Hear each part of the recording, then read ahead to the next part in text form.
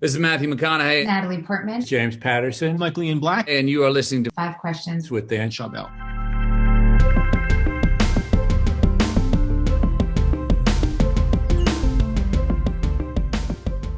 Welcome to Five Questions, Scott. It's great to be here. I'm ready for, at least four questions, I think. Well, many children dream of being an astronaut. Very few actually realize that dream because of the qualifications, the competitiveness, and limited jobs available. When did you know you wanted to be an astronaut, and what did it take to get that job? I was interested in spaceflight as a kid, but in this kind of like abstract way because I was such a poor student growing up that I never actually thought I could become an astronaut. And it wasn't until I was in college that I came across the book, The Right Stuff by Tom Wolfe. It inspired me that if I could kind of get my act together and, learn how to learn, become a better student, maybe I could become a, military pilot or test pilot or even an astronaut. And that was the inspiration that I needed. And, some people look at that and think, 18-year-old kid reads book, decides he or she's going to become an astronaut. It's a giant leap. But really what it was a bunch of much more smaller, manageable steps, one built upon the other. Always trying to do the best job I absolutely can. And, 18 years later, from the day I read to the day that I read the book, The Right Stuff at 18 years old, I'm getting ready to fly into space for the first time.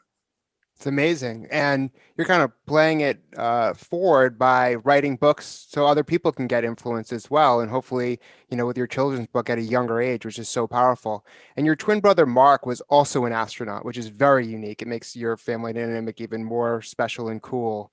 How did your relationship with him develop from childhood to sharing the same profession as him? And how do you each support each other through your voyages?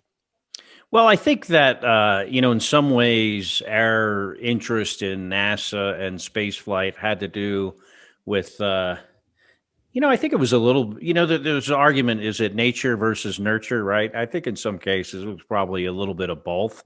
But it's not something that we planned or ever really talked about. But we were both, eventually got interested in flying, fighter planes, jet airplanes in the military. And, the natural progression from that is, for the people that become test pilots is for eventually to become an astronaut. And, we've always supported each other. We're kind of competitive people, but not really between each other. And, throughout our careers, we, helped each other out, given us advice, on different, aspects of, not only professional, but also personal things. So, it's great to have him, kind of once we got into the military, actually, mostly really our whole lives kind of, marching in lockstep through our professional lives. Now, of course, he's diverged a bit now, currently as a U.S. Senator, but I'm still there to help him out if I can. Well, maybe you'll become a senator someday as well, because you're neck and neck and competitive. And your parents, my parents, brag that I'm an author. And I'm sure that your parents are probably the coolest people in their social circles by saying, hey, both our sons are astronauts. So that's really great. And why do you think your children's book, Goodnight Astronaut, can help open up a child's mind to the possibilities of life and inspire them?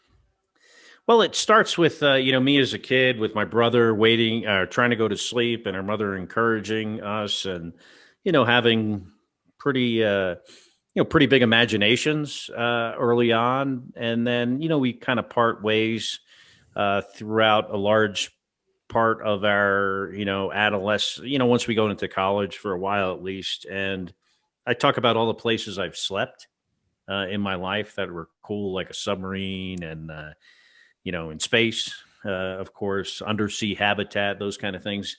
And, so I thought, what kind of a better bedtime story would there be than a guy that got talking about all these cool places he got to sleep in, and then culminating with me flying in space for a year.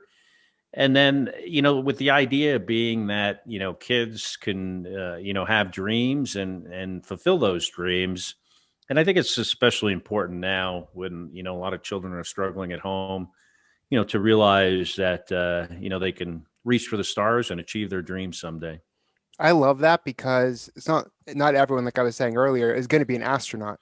But you're saying, hey, this is what was possible. You didn't even know you had a chance at that until school. And now with your book and everything that you've been working on in your other books, you didn't even probably know you were going to be an author someday. And I thought I was going to be an author. I thought I'd write a book when I was like 40 or 50. I thought that was like a almost retirement, thing to do. But anything is possible. And if you can make it in space, and you were in space for the longest, right? And not only survive, but telling the tales and showing everyone that, hey, if I can do this, what's stopping you? And everyone has a chance at achieving their dream. And what was your biggest challenge during your 520 days in space, and how did you overcome it? My career was 4 space flights, 520 days in space, 340 was this year-long mission I did. And it was, that was challenging. The duration was challenging, of course. That's, one of the things I found the hardest of being in space for 6 months is that 6 months is a really long time. And I wound up spending, more than twice what my 159-day mission was. But, I did it with a lot of thought. I recognized that this was part of my mission, my job, to be isolated for a really long time. That made it easier. In fact, because being up there for a long time was part of my mission objectives, it actually was a little bit easier than the 6-month flight. So I gave it a lot of thought. I tried to pace myself. I tried to follow a schedule.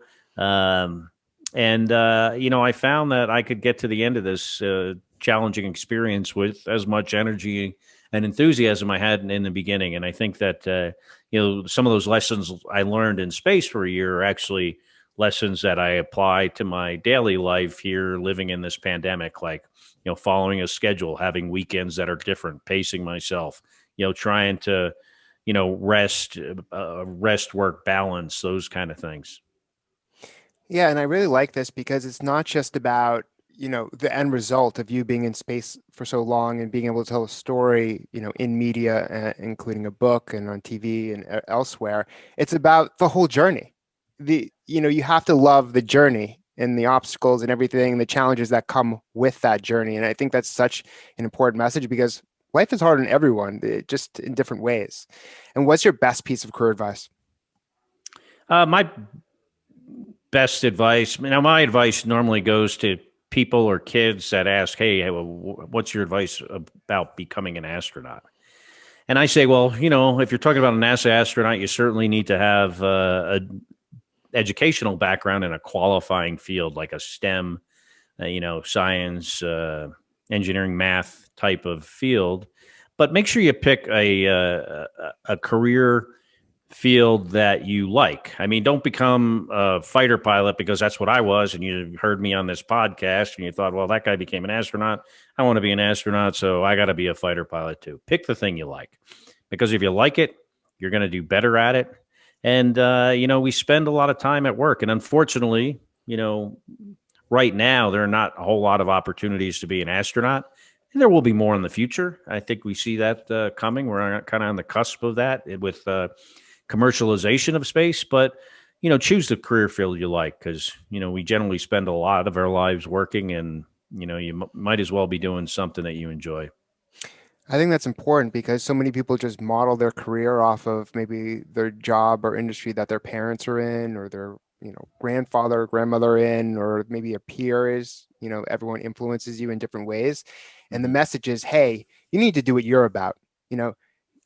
Get as much experience as you can early and figure out what you really enjoy, and then follow in your own footsteps, but use everyone else's, like yourself, as inspiration. So I really appreciate this conversation, and thank you so much for being on the show, Scott.